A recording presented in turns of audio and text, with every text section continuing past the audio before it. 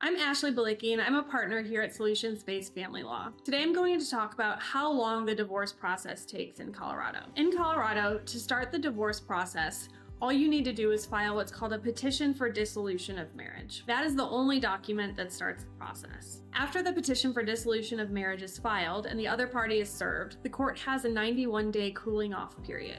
This is a mandatory period in which the court cannot finalize a divorce. With that being said, that does not mean that you cannot be working towards the finalization of a divorce during those 91 days.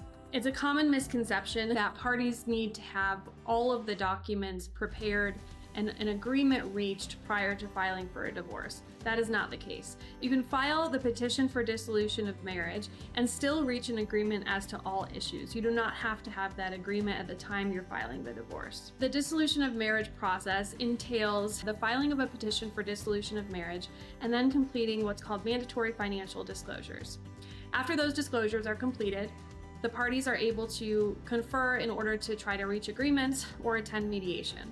Even though your divorce can be finalized after 91 days of filing the petition, most divorces just don't go that quickly.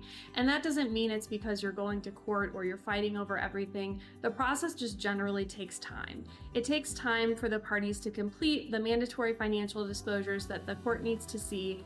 It takes time for the parties to discuss all of their financial matters and all of their child-related matters if they have children in order to try to reach agreements on everything. If the parties are working towards an agreement, I generally say that a divorce takes anywhere between 6 to 9 months.